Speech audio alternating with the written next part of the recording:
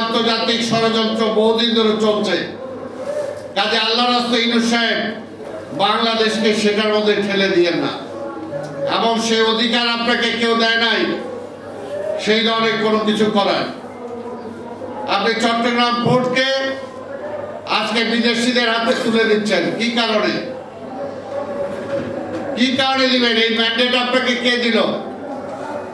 নির্বাচনের কথা বললে ওইটা বলে যে নির্বাচন দেয়া যাবে না, সময় মতো দিব, আর ওইগুলো আপনি দিচ্ছেন। এটা আপনাকে কে দিচ্ছে? কোন রাজনৈতিক দল বলছে? বাংলাদেশের কোন জনগণ বলছে? কেউ তো বলে নাই। তাহলে এই এজেন্ডাটা কোত্থেকে আসলো? কাজে আপনার এজেন্ডা বহির্ভূত কাজ করেন না।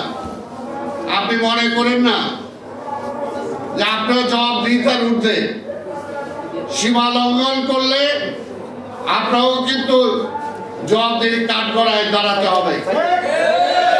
পরিষ্কার কথা।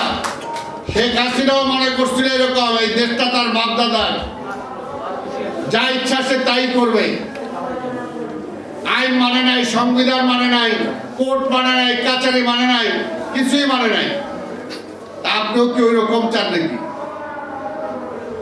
গায়ের জোরে আমরা গায়ের জোর করলাম কোথায় বাবা? আমরা তো নির্বাচন চাইতেছি। আপনি আজকে কেন কোন জোরে করতেছেন, সেটা কোন জোরে দিচ্ছেন?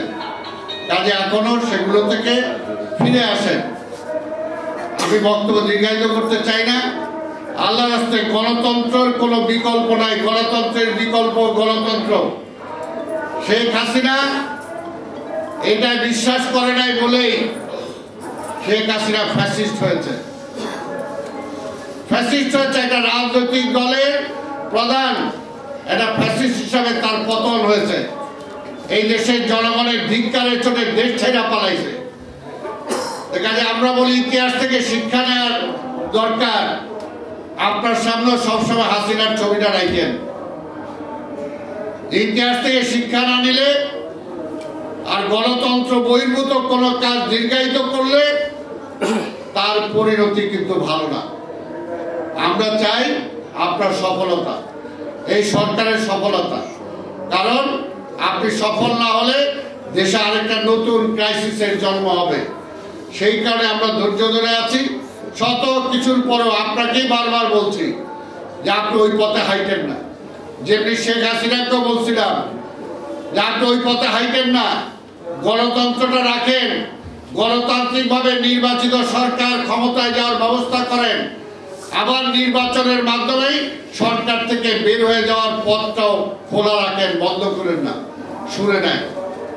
কাজে আপনাকেও বলবো, এই দেশের মানুষ গণতন্ত্র ফেরত চায়, মানুষের ভোটের অধিকার ফেরত চায়, এবং মানুষই ঠিক করবে আজকে এই দেশের ভাগ্য কি হবে।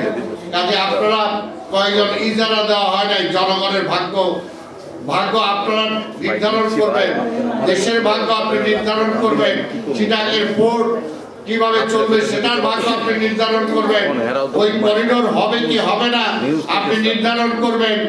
এই রাইট আপনাকে কেউ দেয় নাই। তাই আল্লাহর রাস্তে আমরা এখনো বলি, আমরা চাই গণতন্ত্রটা দেন, ভোটের ঘোষণাটা দেন। দেখবেন যে সব ষড়যন্ত্র নস্যাৎ হয়ে যাবে। যারা চক্রান্ত করতেছে এগুলো হয় সোজা হয়ে যাবে, নাহলে এখন থেকে বিদেশে যাওয়া শুরু হয়ে যাবে। আমরা চাই আজকে আইনের শাসনটাকে প্রতিষ্ঠা করার জন্য।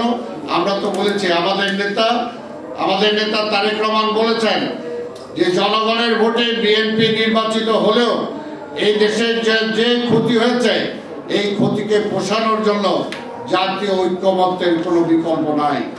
তাই বিএনপি দলীয়ভাবে সরকারে গেলেও সবাইকে নিয়েই সরকার পরিচালনা করবে, এটাই হলো বিএনপি।